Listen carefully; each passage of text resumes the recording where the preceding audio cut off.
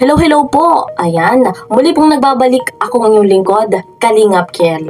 At sa pagkakataong ito, nababasa niyo naman sa ating thumbnail, yan po ang ating topic kung saan hindi po natin masisisi si Kuya Val Santos Matubang na ituloy itong kaso laban sa mga anti-Kalingap. At ito pa guys, hindi rin natin masisisi ang mga viewers sa kanilang mga komento patungkol sa mga anti-Kalingap.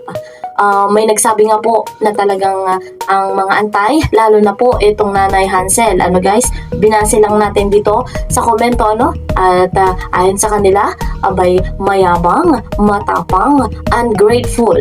Ayan, ang kanilang saloobin komento ay ating babasahin maya-maya po.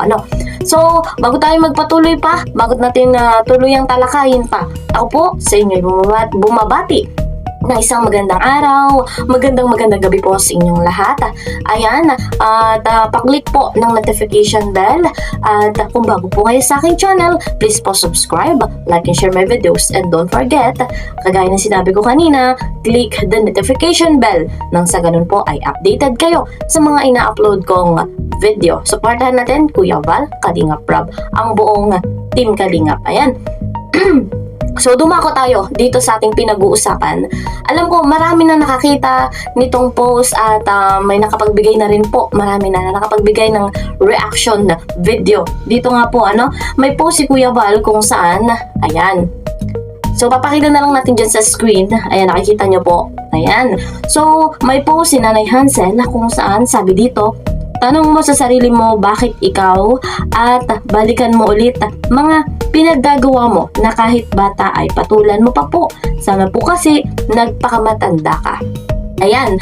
At pinost nga ito ni Kuya Val at ang caption ni Kuya Val, yari tayo mga ka-adventures. Itanong ko daw sa sarili ko, bakit ako pinatulpo ng Batalero family na tinulungan ng Kalingap? Wow naman, aray ko. So, sa pagkakataong ito, mas lalo tayong sumusuporta kay Kuya Val.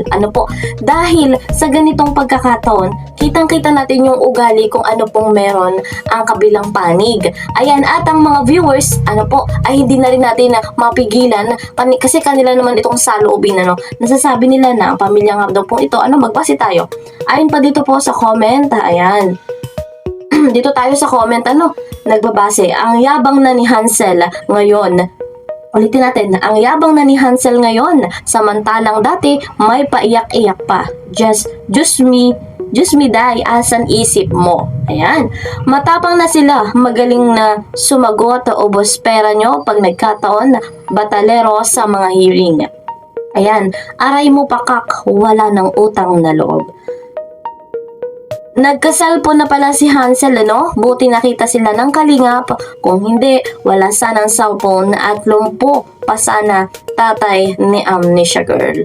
Kunti pa lang yung nababasa natin, guys, Itong binabasa natin ay galing nga po sa post ni Kuya Val. Mga comment po ito, na kung saan nga ay talagang kitang-kita natin, basang-basa natin na kahit mga viewers, kilalang-kilala nila kung ano ang pamilya Batalero, kilalang-kilala nila kung ano si Kuya Val.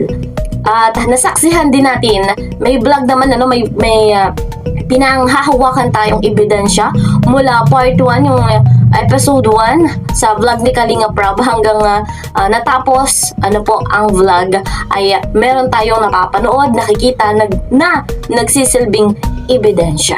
Ayan.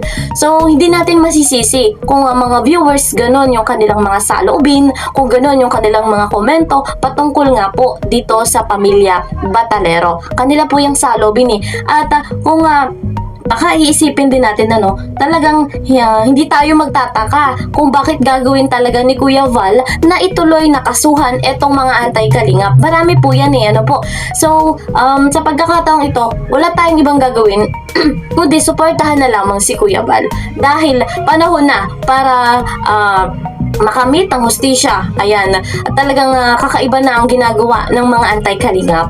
Malaking gastos ang magugugol, kaya mas lalo pa nating 100% na susuportahan si Kuya Val. Ano pa nga ba ang dapat nating malaman? Kapag ang butanding at dikya ay pinagsama, ang tawag dyan, bukya. Ayan, binasa lang din natin ano.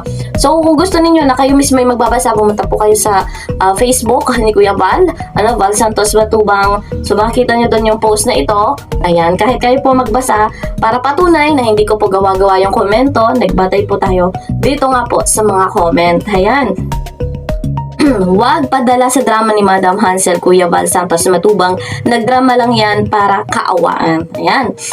Pag nasa Davao na yan, saka yan iiyak. Yumabang talaga si Doña Hansel. Ayan. Pray lang Kuya Val, may katapusan din lahi niyan. Ay. Eto na. May papopo pa. Akala mo talaga may paggalang sa nakatatanda. Ayan. Tuloy ang kaso nang makamit nila ang resulta ng tinulungan ng makaahon sa katapusan sa buhay. Sana ako na lang naglakaw-lakaw sa tabing dagat. Abay, 9 years na ako dito, kakakuskos sa mansyon ng mga amo ko, wala pang maayos na bahay. Tuloy po ang kaso. God bless po. So, lahat tayo, karamihan talaga nasaksihan kung gaano kabuti ang Team Kalingap, kung paano kumilos, kung paano gumawa, paano nakapagpagawa ng mga pabahay, scholarship. Isipin nyo guys, alam ko, marami ng reactors ang nagsabi na ganito, alam ko, nasabi ko na rin to sa dati kong vlog. Isipin nyo guys, mindset ba? Kung saan, hindi sila magkakaroon kasi ng sponsor kung wala ang Kalingap. At huwag din nilang sarang sasabihin na walang naitulong ang Kalingap sa kanila. Ayan, na sasabihin nila na wala naman sila, na mas kumita pa nga daw po, sina Kalingap Rob, kesa doon sa beneficiary na wala na ngayon, si Viancy. Ayan. So, hindi ba nila naisip kung paano yung strategy na ginawa ni Kalingap Rob, kung paano sila nakinabang, kung paano sila natulungan. Ayan, marami talaga na pilit pinababagsak ang Team Kalingap. Kasi kitang-kita nila kung gaano katibay, kung gaano kasolid, kung gaano maraming nagmamahal sa Team Kalingap. Kaya gumagawa ng kaparaanan ng mga antay, dumikit sila kay Dr. Love, ayan, dumikit sila dito sa pamilya Batalero, nang sa ganon ay may pangbala sila at patuloy pa nila na nabakbakan ang Team Kalingap at nang sa ganon ay may kita din sila, sa bawat vlog nila, syempre kikita po sila. So, wala naman tayo ibang hiling kundi magkaayos ang lahat, maging payapa, para matapos nga po, tumigil na sila, tama na, ayan. At maraming mga future ng mga anak nila na makikita ang mga kaganapan na nangyayari ngayon. So, nakakaawa dahil maraming maapektuhan. Hindi lang isa, dalawa, tatlo, hanggang sa second generations, malalaman na may ganito palang kaganapan. So, ang dami na talagang solid supporters na sumusuporta kay Kuya Val dito nga po sa porsigi tayo na ituloy ni Kuya Val ang kaso laban sa mga antay. Ayan. So, ipag-pray natin na maging successful. Pero success na success po yan. Nakikita natin lalo pa at may pinanghahawakang ebidensya. Ayan.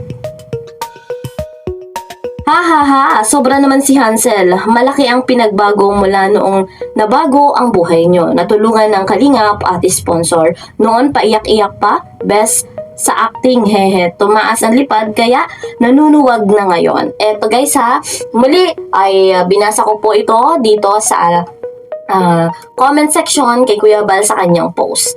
Ayan, comment po ito sa lobin mismo ng viewers. Umatake na naman ang inang dugong. Kapal ng mukha talaga niyan. Tingnan lang natin Kuya Val yung pagmamatigas ni Hansel sa bandang huli, iiyak yan.